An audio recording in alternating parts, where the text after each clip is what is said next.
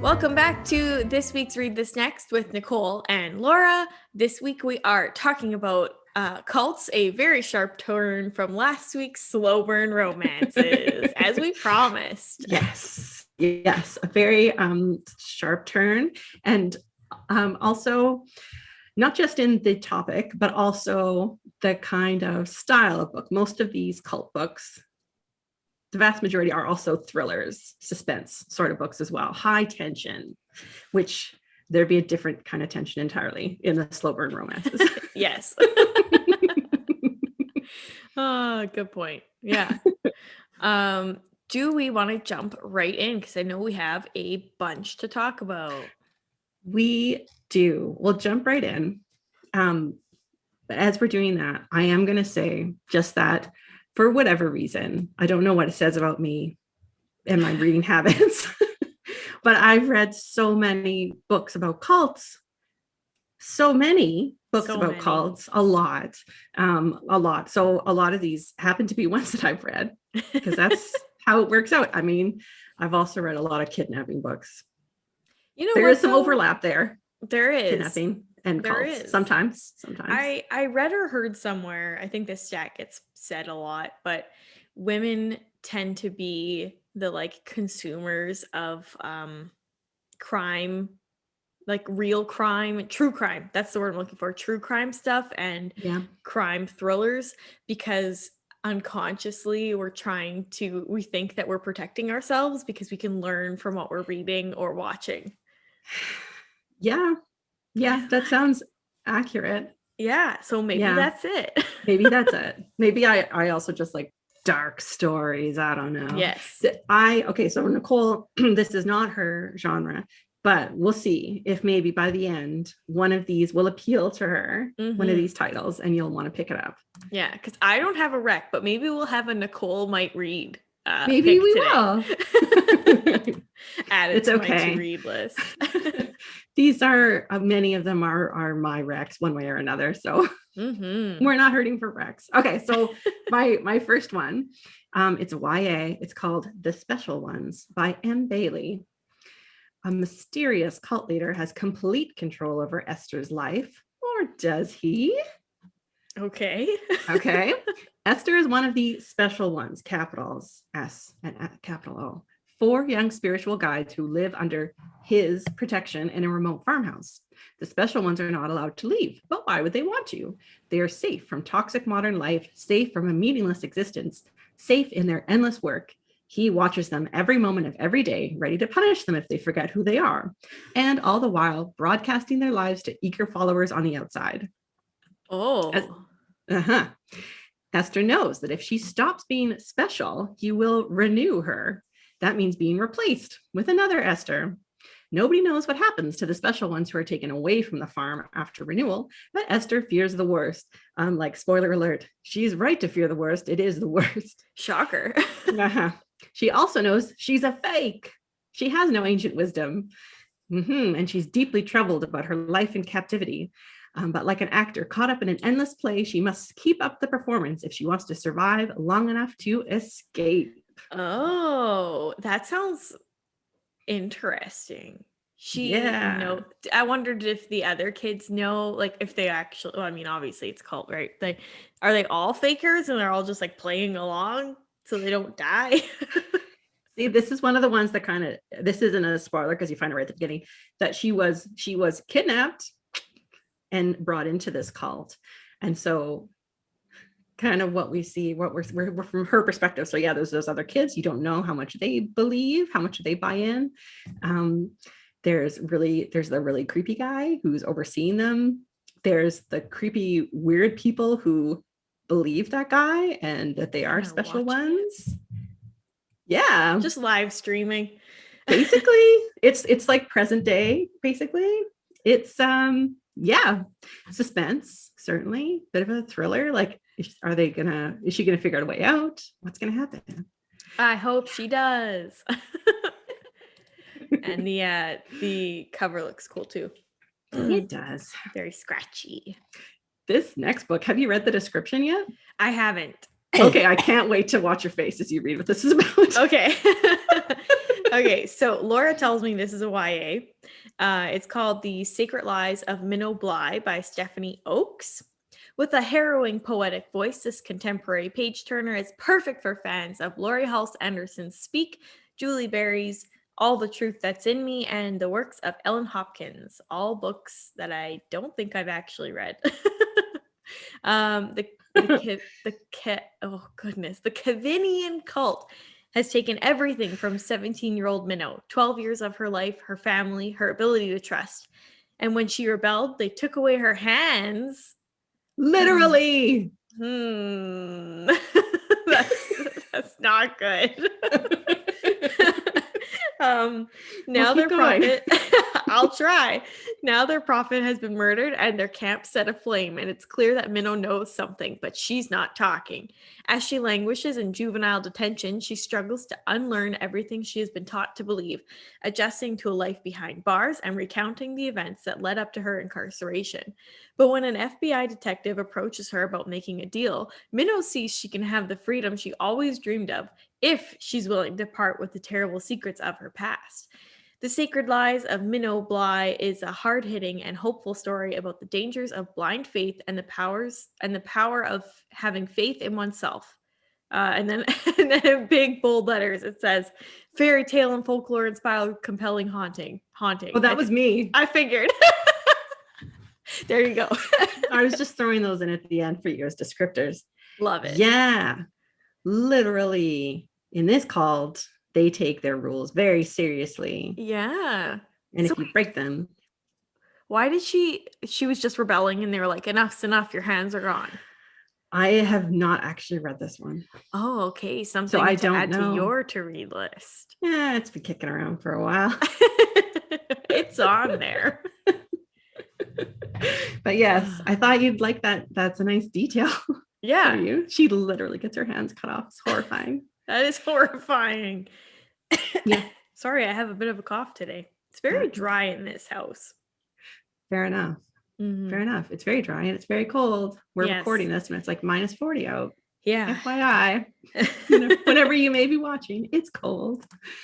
Okay, our next one is also another YA, although Nicole had guessed from the cover it might be adult. It is YA.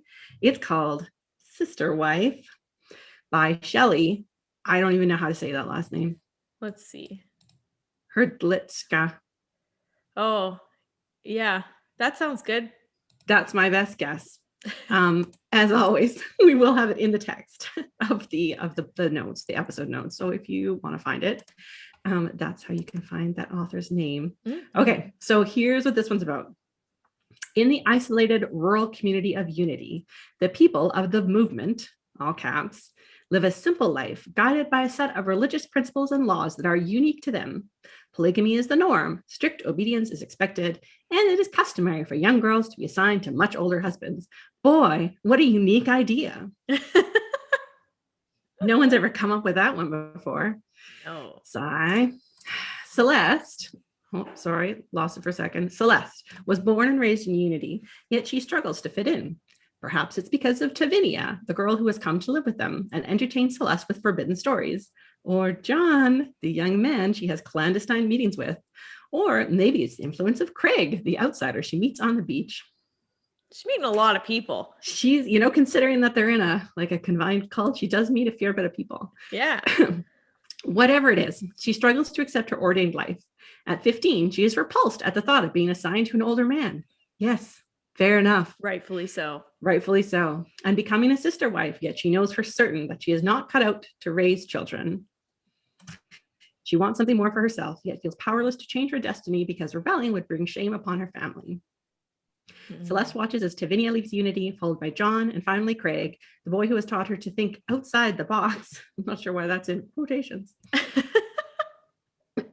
Although she is assigned to a caring man, his sixth wife, she is desperately unhappy. How will Celeste find her way out of Unity? This is torn from the headlines and inspired by current events.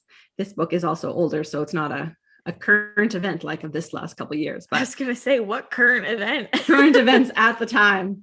A compelling portrait of a community where the laws of the outside world are ignored and where individuality is punished. Interesting. That one sounds Mhm. very serious. Yes. It's not so much like, especially the first one, the special ones, there's a whole lot of like, it reads like a thriller, Mm-hmm. you know. This one, not so much, reads more like, Real oh, just world. like a, yeah, like a coming of age sort of story. Mm-hmm. Hmm. Cool. Yeah, but that's Sister Wife, not Sister based wife. on any real religion, but perhaps inspired by. Apparently inspired by something. Yes. This next one is called Family, and I see Laura has conveniently put in Manson Family so that I would know, which is I wouldn't have. So, and it's by Mikkel Osto. Osto. This is the description. Also, I really like the cover. Hmm. It looks very creepy, but like nice. Do you know what I mean? Yeah, well, it looks like 70s, right? But then Yeah. also bloody. Yeah, yeah. Flower crown. Okay, I have always been broken. I could have. I'm sorry. I know this is not related, but do you see the period that's in there? It says I I could do. have died. It's possibly not that could be a copy paste error. It I don't could know be, if but that's either part of the way, text. I was reading it and I was like, I could have died. Okay, I'll start again. I have always been broken. Okay. I could have died, and maybe it would have been better if I had. It is a day like any other when 17-year-old Melinda Jensen hits the road for San Francisco, leaving behind her fractured home and a constant assault of her self esteem. Henry is the handsome, charismatic man who comes upon her, collapsed on a park bench, and offers love, a bright new consciousness, and best of all, a family. Sounds amazing. So, yeah, that's all people are looking for, right? Acceptance. One that will embrace her and give her love, because family is what Mel has never really had. And this new family, Henry's family, shares everything. They share the chores, their bodies, and their beliefs. And if Mel truly wants to belong, she will share in everything they do, no matter what the family does or how far they go. Told in a episodic verse, Family is a fictionalized exploration of cult dynamics loosely based on the Manson family murders of 1969. It is an unflinching look at people who are born broken and the lengths they go to make themselves whole again. Hmm. Yes. Hmm. So, I mean, the Manson family murders, it's not like that's a real unusual topic for a book. But the sort of episodic verse focus on, on the young woman character. That's an adult book, literary Mm-hmm. fiction category. Yeah. So if that's something that interests you, one to check out. Check it out. If you're, Mhm. you know what's interesting? This is again not really related, but I was reading something about how the year 1969 just had like a crazy amount of things going on in it, like the moon landing and the Manson murders, and I can't remember what the other one was, but then they were like, yeah, and Brian Adams was just like, I'll write a song about it. The summer of 69. So on a lighter note, that's what I think about whenever I hear the Manson family because I'm like That's what you 1969. think of, Yeah, right? I mean, that's not the connection most people would make, but it's a happier one it's a bit of a than the one happier most people one. are. And Yeah. this is why I'm not for cult ones because when I think cults, I think the summer of 69. Anyways, Hey, okay, sure. your turn. Okay, my turn. So the next one, this is another adult title, and this one is just, I mean, I want to say it's only a couple years old, but I read so many books that could be older than that. It's fairly recent. And this one is literary fiction. The author is a best-selling author. And it's a much more like the other ones that we've read are from the perspective of teens or even family. It's from the perspective of like she's a 17-year-old late teen. This one, it is not from the perspective of a young person. Well, it's half and half from the perspective of a mother and then a younger daughter. So you get a bit more of an adult perspective if that's something you prefer. Mhm. Okay, so this book, it's called Harmony. It's by Carolyn Parkhurst. From the New York Times bestselling author of The Dogs of Babel, a taut, emotionally wrenching story of how a seemingly normal family could become desperate enough to leave everything behind and move to a family camp in New Hampshire, a life-changing experience that alters them forever. How far will a mother go to save her family? The Hammond family is living in DC, where everything seems to be going just fine until it becomes clear that their oldest daughter, Tilly, is developing abnormality, a mix of off-the-charts genius and social incompetence. Once Tilly, whose condition is deemed undiagnosable, seems like try a little harder, but okay, is deemed undiagnosable, is kicked out of the last school in the area, her mother Alexandria is out of ideas. The family turns to Camp Harmony and the wisdom of child behavior guru Scott Bean for a solution. But what they discover in the woods of New Hampshire will push them to the very limit. Told from the alternating perspectives of both Alexandra and her younger daughter Iris, the book's Nick Carraway, just to make a Gatsby reference there for you, the outsider narrator. This is an unputdownable story about the strength of love, the bonds of family, and how you survive the unthinkable. Again, another interesting one. It's a It's little bit different as well because it's not a religion the way we usually think of it, that the tenet of what the cult, it's more of a religion of these behavioral beliefs, the charisma of one person who's like, I can solve your child's problems. All you need to do is everything that I say. yeah. And being drawn into that.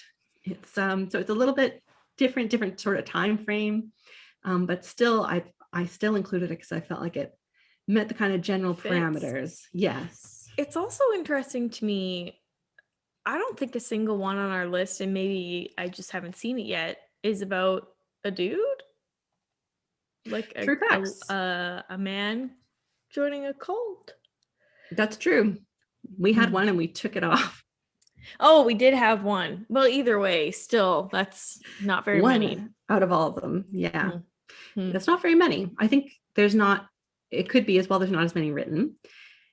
It could be, I only looked at ones like pretty recently published. So maybe if I looked older, there would be more. But that's an interesting observation. I don't know why exactly that is. Yeah, now I'm kind of curious. Women writer. Yeah. Mikkel Ostow. It looks like could be a man's name. Could Very be. interesting. I'm just curious. It's just an interesting observation. I don't know if it means anything, but no, I think that is an interesting observation. It's curious. Mm-hmm. Okay. I will tell you about Starbird Murphy and the World Outside then by Karen Finneyfrock. What a I fun like name. the cover. The cover does not scream thriller at all or cult at all. No, it looks like a contemporary novel. That's all. Yeah, like she's got her summer and she's going to high school next year kind of thing. Okay. In her 16 years of life, Starbird has never touched a dollar bill. She's never been in a car. She's never used a cell phone. That's because Starbird has always lived in the Free Family Farm, a commune in the woods of Washington State. But all that is about to change. When Starbird gets her calling, caps, to be a waitress at the Free... to be a waitress. Okay. At the Free Family's restaurant in Seattle, she decides to leave behind the only home she's ever known. Nothing could have prepared Starbird for the world outside or for what it would teach her about the family and herself. From the author of The Sweet Revenge of Celia Dorr comes this hilarious and poignant story about finding your true calling in life. Not being a waitress at the Free Family's restaurant. Yes. Yes. But again, different kind of cult story, right? It seems like this particular cult is seems to be somewhat less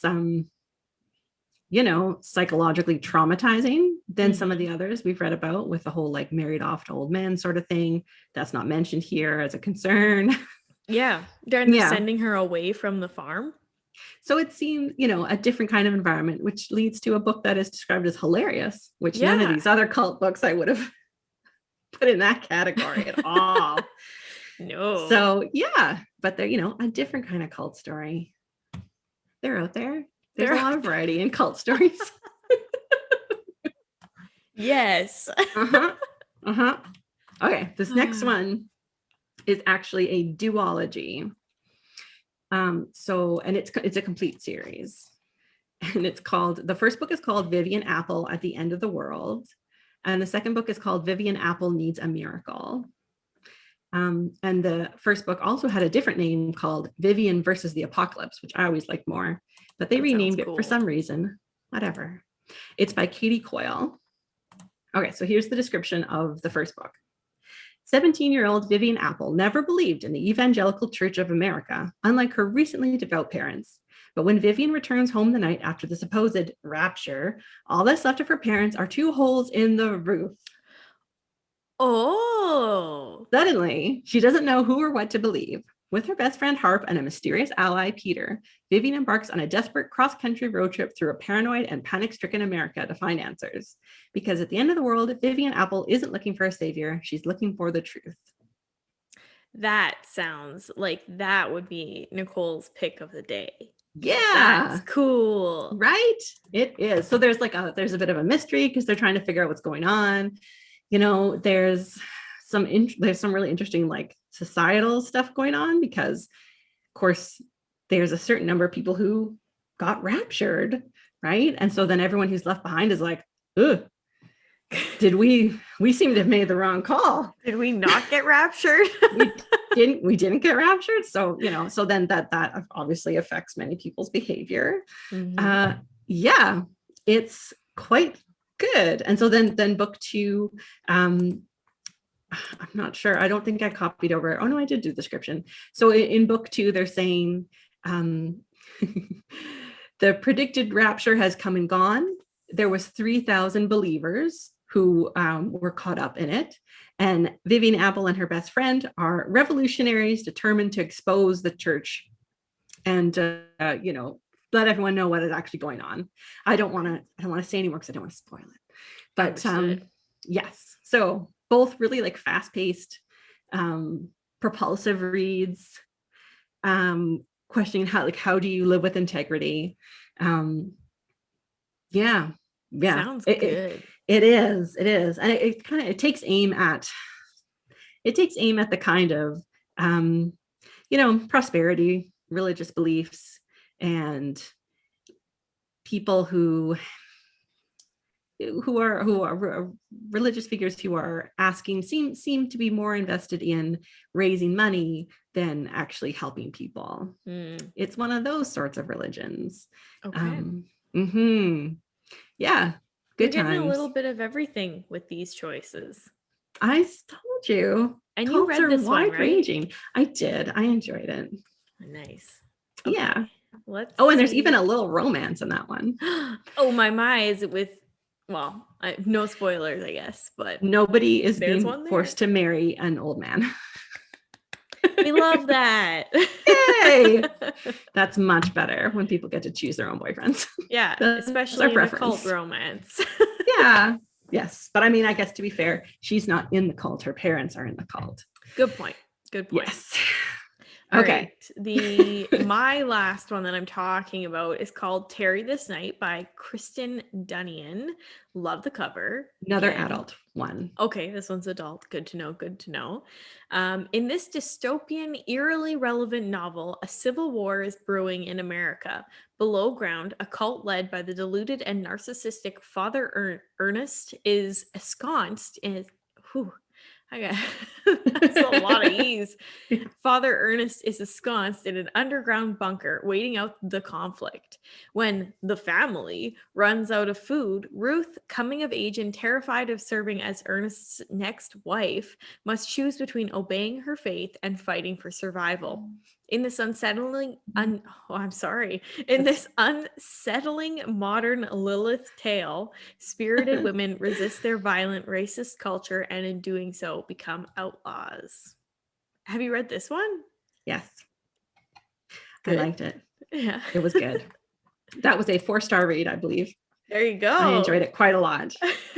Yes. 4 stars. And again, very different sort of tone, right? Like one of those harsh dystopians. So sort of shades of Handmaid's Tale, right? Which everyone now gets that It's funny. Everyone gets that illusion now because of the book series. Mhm. Anyway, so that's another one. Adult. Again, I would classify that as more literary fiction than genre fiction. So there's that if you're interested in another dystopia, because things are so cheerful out here in the real world. Let's Let's distract ourselves with worse things. Yeah, that's right. Things could be worse. No one talks They about could. that. They could. Okay, our last one, which I mean, we could say this one's my wreck, but This is the wreck. this is the wreck. I wouldn't have included any of those other ones if I didn't think that they were all good. But some of them I gave higher rankings than others. This is the one I read last year that I really liked. The cover is amazing. Mm-hmm. It's I really love it. interesting. If you look closely, right? It's this girl and then she's got the braid in her hair. And then Take a look at that. blood dripping down, or is that a ribbon? That's what A it ribbon looks turning like. into blood? Maybe. Mm. Yes. Okay. So this one is YA as well, but I really think it reads as adult too, I would say. It's called The Grace Year by Kim Liggett. No one speaks of the grace year. It's forbidden. Okay. It's always good when you've got lots of rules about that sort of thing in your community. In Garner country, girls are told that they have the power to lure grown men from their beds to drive women mad with jealousy. They believe that their very skin emits a powerful aphrodisiac, the potent essence of youth, of a girl on the edge of womanhood. That's why they're banished for their 16th year. Okay. To release their magic into the wild so they can return purified and ready for marriage. That's the grace year. Okay. But not all of them will make it home alive. Oh. 16-year-old Tierney James dreams of a better life, a society that doesn't pit friend against friend or woman against woman. But as her own grace year draws near, she realizes it's not just the brutal elements they must fear. It's not even the poachers in the woods, the men who are waiting for a chance to grab one of the girls in order to make a fortune on the black market. Their greatest threat may well be each other. With sharp prose and gritty realism, The Grace Year examines the complex and sometimes twisted relationships between girls, the woman they eventually become, and the difficult decisions they make in between. Wow. That sounds, I mean, I don't want to read it. Like I do, but I don't. You know what I mean? I mean, it could be read as a fantasy. Sort of. I like the idea though that it's exploring these relationships between the women more so than the girl and her religion or cult. Like I think that's interesting. Well, it's the whole thing is that it's been, in some ways it's been compared to like a Lord of the Flies thing, right? Because it's a group of teenage girls who were sent off by themselves with limited supplies, and they're in a place that has very limited resources. Like they're basically camping. Mm-hmm. And they've all been kind of fed all these lies and stories about what happens on this year. No one will tell them exactly what happens, but it's like, well, you're going to be experiencing your magic. I'm like, what is that going to be? Everyone has different magics. You'll have to find out what yours is. And then at the same time, there's all these other concerns, like the poachers that are mentioned. This book has some. Well, that would almost be better in a way. No, they're trafficking in body parts. Oh. Yes. Okay. So if the girls like leave kind of the safe area they're in, which only has limited resources, like if they try to go somewhere else to find food or whatever, well, now they're in danger of being caught by one of these poachers and they won't be coming back. Ooh. Let's just say, yes, it is a little bit, if you don't like body gruesome stuff, then don't pick this one up, because it does have some pretty clear, explicit scenes of violence. Yeah, and so there's all these outside things, and then there's these internal things, the relationships between the girls, and that kind of fight between the tension to, in a difficult situation, is it going to pull you together and you're going to work together to accomplish something, or is it going to push people apart and they're going to turn on each other, right, and start fighting for scarce resources and all that sort of thing. Yeah. And there's also a romance. What? Romance. It's not lady loving though, sadly. Oh, Yeah, I know. That's kind of a romance. disappointment. A bit of a disappointment. But you know, there has to be there's got to be some poacher out there with a heart of gold. Oh, I hope so. Mm-hmm. Yeah, and it does. I included it with a cult as the cult because I mean, it sounds like one. yeah, and the way I mean, there's no mention of any other sort of like there's no clues as to whether this is like an isolated community in the present day or at some other point in time. It's just like here's this community and this is what they believe, and she slowly learns different things. So there's description. Oh, it's like Lord of the Flies or some similarities again to the Handmaid's Tale. I saw some people saying it was a little bit like the Hunger Games, which Hmm. I guess a little bit maybe some of the survival stuff. And things are out to get you, kind of. Yes, yes, multiple, you know, different sides that you have to worry about. It was quite good, quite Check it good. out. Available on Cloud Library and in print, That's the best. so you've got options. That's Yeah, good. that's our cults That's our episode. cults. Thank you for watching, obviously. We will see you all next week. Make sure to follow us on all of our social medias at TBayPL. Mhm. Like, comment, subscribe, all that fun stuff. Make sure to review us on your favorite podcast app because that way people can find us more easily and enjoy the show too. And make sure you check out our show notes at www.tbplofftheshelf.com. And we will see you all next week. See you next week. Bye.